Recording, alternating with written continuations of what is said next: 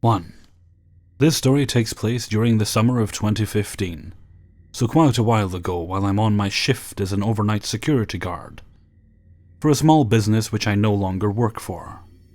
Basically what I did was drive around an area of about 10 miles to several different businesses that hire us to do patrols, maintenance, alarm checks, all that good stuff, depending on the wants and needs of each individual business.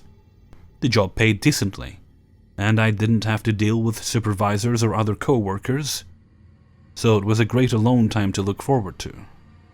The first business I would go to that specific night is located in a somewhat remote location just outside of town. Behind it, about 200 feet or so, there are some train tracks, and across them a very small hill that leads to a small residential area. This specific business didn't ask for much other than alarm checks on its doors, so I was never there that long. I was about finished up there that night when I noticed a young man walking up towards the train tracks. Thinking nothing of it, I finished up what I'm doing and get back inside my vehicle to do one drive around before heading out. As I was about to leave, I looked to my side, outside my passenger side window, and saw the guy was still walking up towards the train tracks. But this time, pretty much there. Curious, I decided to drive up towards him and see what he was up to. I watched him walk for a few seconds, when he suddenly stopped. At this point, I didn't know what to think. Maybe he was taking a break, dropped something, I don't know. It wasn't until he hadn't moved for about a minute that I began to think something wasn't right. I hurriedly drove up to see what was up. Once I was about 50 feet or so away from the tracks, I got out of my vehicle and yelled out to him if he was all right, but he didn't respond. He just stood there looking down at the tracks. A few seconds later, he suddenly turned around and looked at me. I continued to stand there and yell out to him, but he still didn't respond. I put two and two together and was worried that he may be suicidal. I yelled out and asked if he was, and he finally answered me. In a low, emotionless voice, he said that he was. It was then, on instinct, that I decided I had to reach out for help. I asked if he wanted help, but he refused, saying that no one could help him. I walked away from him, got out my phone and called 911. I had just got done talking to the dispatcher, who told me they would send someone to my location.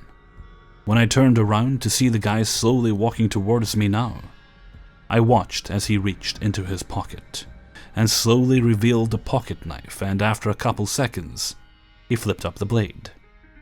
At the time, I had no training for dealing with suicidal people, nor have I any self-defense training, so I didn't know exactly how to respond, but I decided to take a passive approach. As he got closer, his expression didn't change, nor his walk speed. He looked like a robot walking towards me. I backed away a bit and tried to talk to him. I asked him what he was doing, but he didn't respond, not even moving a single muscle in his face. Remaining calm, I then asked why he wanted to kill himself, and if I could help.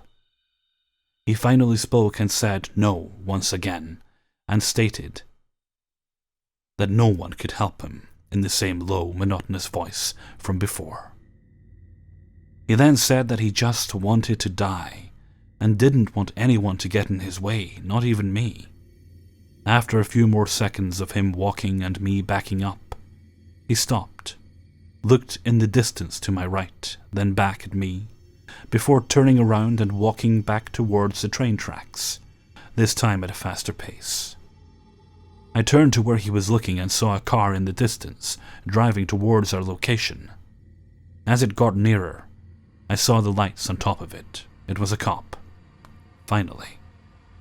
I looked towards the train tracks and saw the guy walking across them. I pointed in his direction at the cop, who was now very close to me, who drove past me and up towards the tracks. I watched as he got out of his car, shined his flashlight up towards the tracks, and began to jog up them while yelling at who I assume was the guy while the other officer got out and signaled for me to come to her. I told her that I was a security guard and was on patrol when I encountered him, and about how he was suicidal and that he was armed with a blade and at one point approached me with unknown intent. She wrote all this down and spoke over her radio the details I gave. After a couple of minutes, we both watched as the male cop came back across the tracks, but this time not alone. The young man was with him, being led back towards us, but now he was handcuffed and still had a non-existent expression on his face, as if nothing was happening. After he was placed in the back seat of a cruiser, not looking at me a single time, the officers and I talked about what had happened, and they told me that he would be placed under a psychiatric hold, and thanked me for reaching out to them before finally leaving. Once they were gone and out of sight, I gave a strong exhale and began to walk back to my vehicle, all the while feeling relieved that not only was I all right, but the young man was too, and hopefully is now doing a lot better over a year later. I hope we don't meet again under the same circumstances. 2. Well, first off, let me explain some things before I get going with the story. This happened when I was only recently figuring out that I was gay, and I hadn't quite come out to everyone yet. And those who I had come out to, well, it was still kinda awkward. I must have been at least 17, but please don't judge me for the stupidity that follows. Well, it was a weekend during the day, and I was browsing this online dating site. I had never dated anyone before, being a late lesbian bloomer. So I was really excited and curious to eventually find someone great. Keep in mind that I was most certainly not looking for hookups. I message a couple people who sound nice, and I'm about to log off when this person messages me. They don't have much info on their page, and just have one picture, but I decide to humor this person and have a conversation. We hadn't talked for long before this person says that we should meet up. She didn't live too far from me, so it wasn't undoable. However, the moment she said that we should meet up, red bells start going off in my head. I've always been a careful person, and never one to take risks. However, I had recently been worrying that I was too careful, and that I might be missing out because I wasn't seizing the moment, and just jumping into things feet first. I thought I needed to loosen up a bit, and get out of my comfort zone. Anyways, I end up agreeing to meet this person, and the place she arranges I meet with her is around a 20-minute drive. Another red bell that goes off is that she tells me to wear a dress or a skirt. I hated dresses and skirts, so I don't actually own any. Therefore, I just wear shorts. Before I head out, I tell my friend where I'm going. That was the one smart thing I did. I told her the location I was heading and that if I didn't text her again in around 2 hours, then she should take action. I jokingly said that if I hadn't contacted her within that time frame, that I had probably been kidnapped and sold as a sex slave. She wanted to know what I was up to, but I refused to tell her. So I tell my mom that I'm going to the store and I head out to meet this person. The place that she told me to go is in a kinda sketchy neighborhood. But I keep going because I remind myself that I'm too nervous. I arrive at the park, she specified, and to my relief, there was one other person there, a lady with her child. I keep a close eye on this lady, and find great comfort in her presence. I waited at the park for a while. I had arrived at the specified place and at the specified time. But where was the girl? I leave around half an hour later. The lady was probably really confused as to why I was there. Because I had arrived, stood by a fence for half an hour, and then left. I make the drive back home and go on my computer to find out what had happened. The person explains that she had arrived there but had been spooked because a car full of creepy guys had drove by. She asks me to return to the place. I say no and she starts to beg me and tries to dirty talk me. I wasn't into it, because as I said, I wasn't into the one-night stand business. The person then states that she had seen me and that I had looked cute in my pink shorts. This I found kinda creepy because whoever this was had been spying me from afar. At that point, I just shut down the whole conversation and log off. It didn't occur to me until quite a while later, but the person probably never arrived at the park because that lady with her child was there. The online profile was probably fake and was actually some dude trying to pick up lesbians. Some creepy dude. The dude had probably been waiting in his car for the lady and her child to leave before he made his move. Whether that be mugging me or raping me or both, I don't want to know. It was in a pretty deserted area of the neighborhood, so no one would have heard me if I had yelled for help. So now that I'm older and wiser, sometimes I'll think back to this day and send a silent thanks to that random lady. It probably saved me from something terrible. Nowadays I listen to my gut and don't worry about being too timid or too careful. Those kind of things keep you safe. So, creeper internet person, let's not meet. 3. To give you some context, this occurred roughly 14 years ago, when I was 12 years old and living in the Eastside Australian rainforest. When I say rainforest, our house was on a 40-acre property, surrounded by bush. The house itself was owned by a Swiss man named Hans. Occasionally he would come down with his tractor and slash the long grass surrounding our house, so we could access slightly more of the property in the summer. It was also extremely handy because if you know anything about Australia, it's that we have tons of beasties that can very easily kill you. We lived about a 40-minute drive from the small town centre. This meant that if we needed groceries, medical attention, or to contact our parents, say while we were at school, it would be a 40-minute drive before anything could be done. The house sat on the side of a large mountain, roughly 3/4 of the way up, so naturally most of the land we called home was strewn with valleys, nooks, and hideaways. We had trails we could walk, and they led to a stream and a small waterfall, 5 or 6 meter drop. It was a truly beautiful place, but considerably scary to me and my small siblings, one brother and one sister slightly younger than me. We knew our neighbors on both sides of the property, but because the location of our house was pretty remote, our nearest neighbors were roughly a 10-minute drive away. One was a lovely old lady who used to wave to us when we got off the school bus before we made the trek to our house every day. I think our parents asked for her to keep an eye on us. The other was a middle-aged man and his family. He was a real jerk who excavated around the bottom border where our properties met and continuously interrupted the stream and waterfall's clear-flowing water supply. Lots of strange and creepy shit happens when you're living in the middle of nowhere. But one in particular involved a guy I certainly don't want to meet again. Being pretty removed from people, it was extremely rare that we ever got visitors. We didn't know were coming. When people we didn't recognize turned up, it was usually because they were lost and needed directions. One day though, a man in a ute came roaring down our driveway. I remember running inside to tell my dad someone weird was here. He immediately walked outside to see who this unwanted guest was. A little background about my dad. He is literally the most hardcore person you will ever meet. He has one leg after having it amputated earlier in his life, after having an accident on a motorcycle, while he was running from the police. He was in the Navy and was brought up in a very strict household.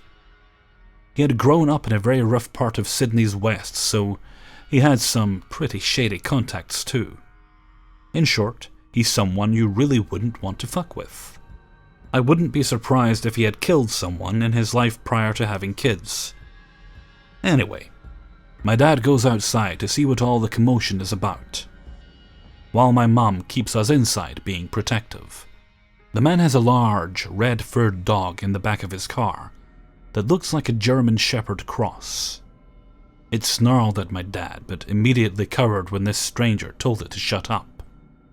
Our own dog, Millie, renowned beast killer just for the record, was snarling and going ballistic whilst being chained up in the house. "Hi, my name is John."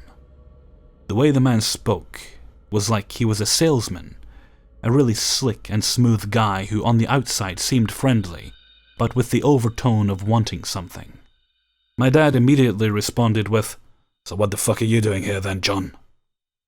The man was taken aback, obviously not used to dealing with someone as hostile as my dad.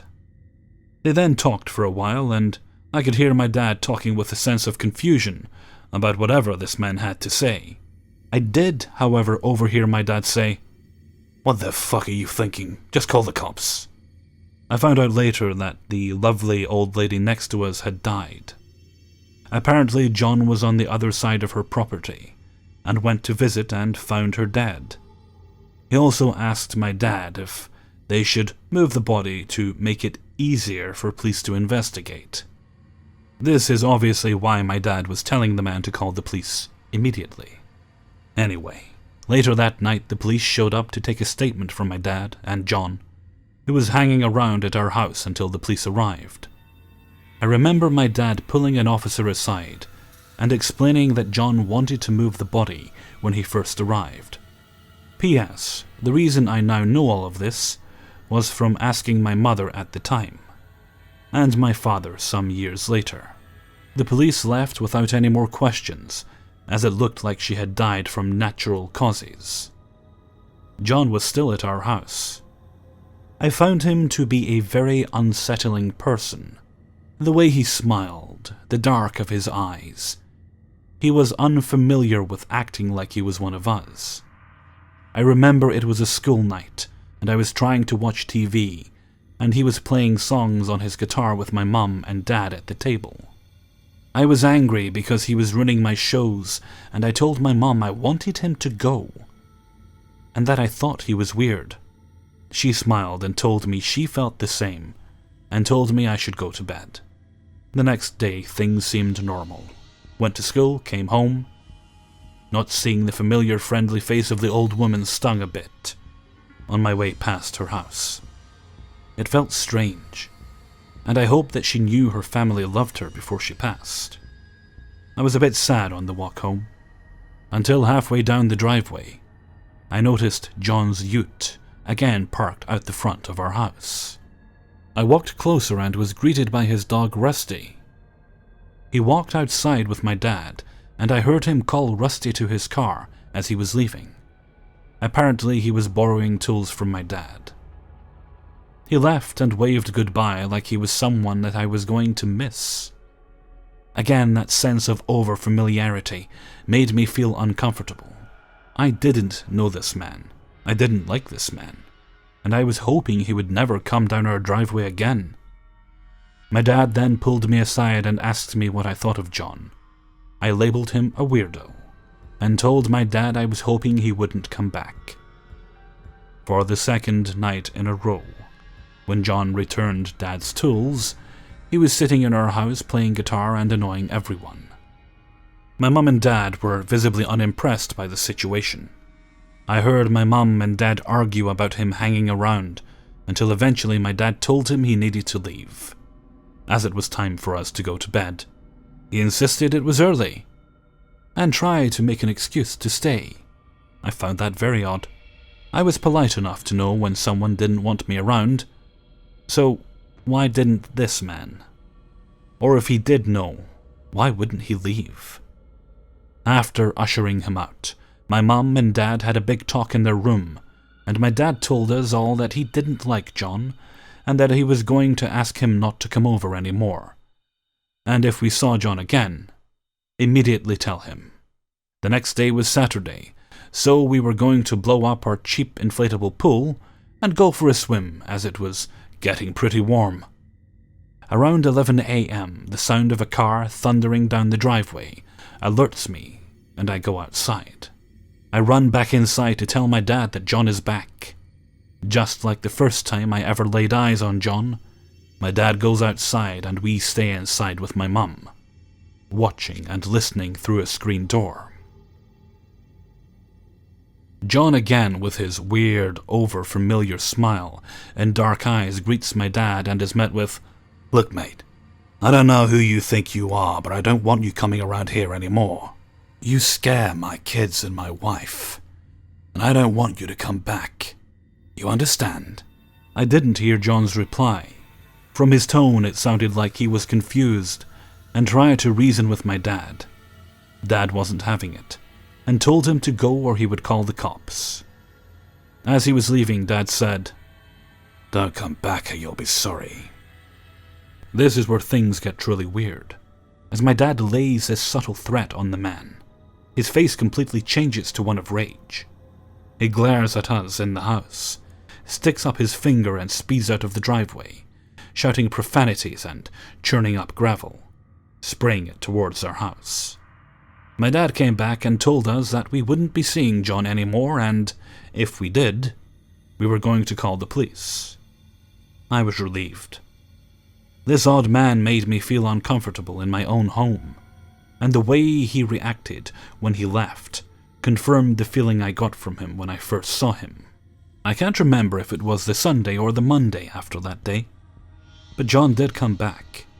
He tried to reason with my dad and say sorry for whatever caused us not to like him.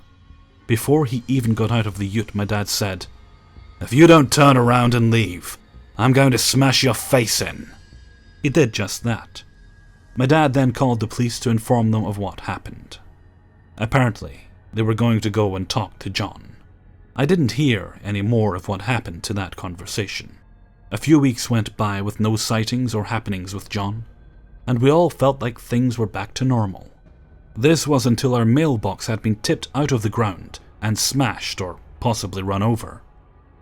I remember asking my dad what happened, but he wasn't about to give me any ideas. He later told me that he knew it was John after the way their last conversation ended.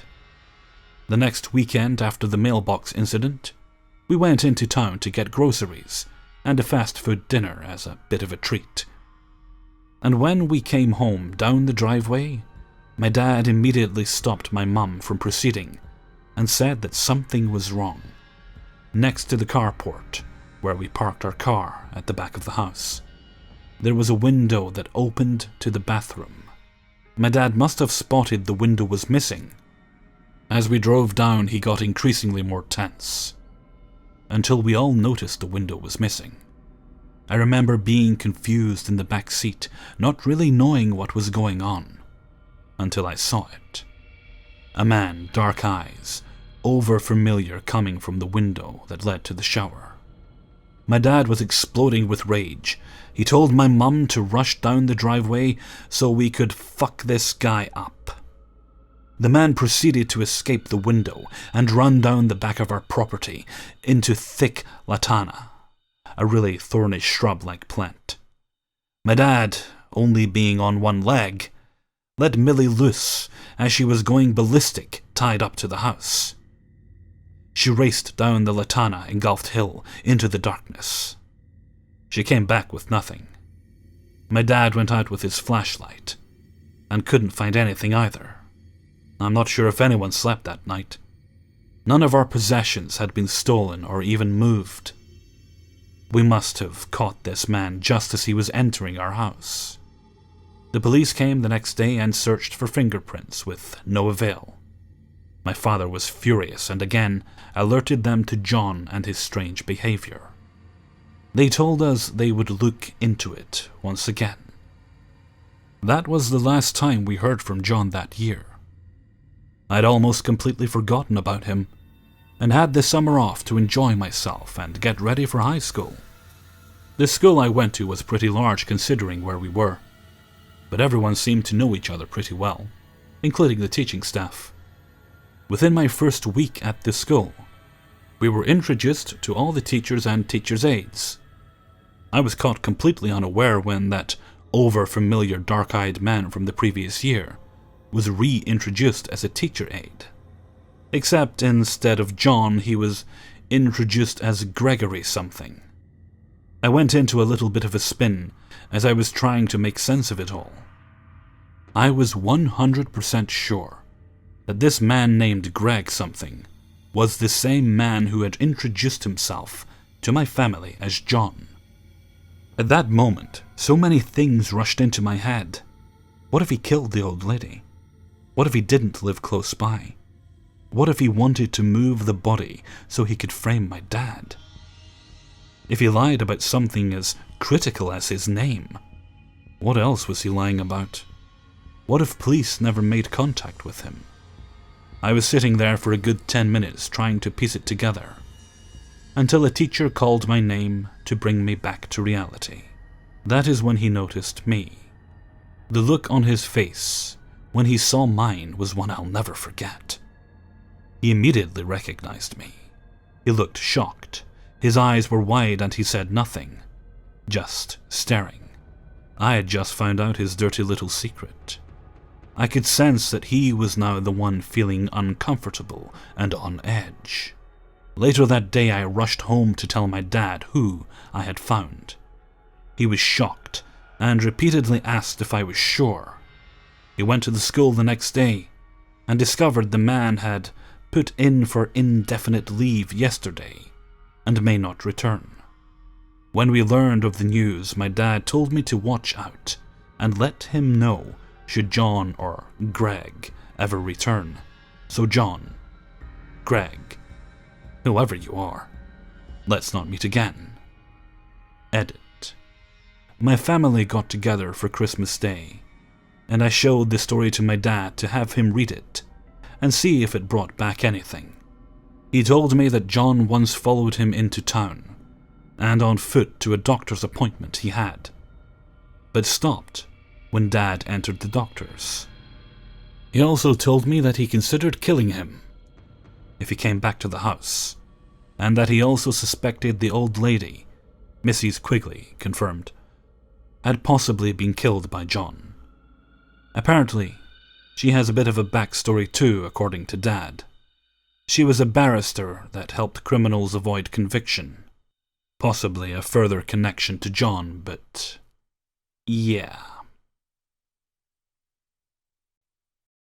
Hey everyone, Hellfreezer here, and thank you very much for listening to 3 True Scary Stories, episode 169.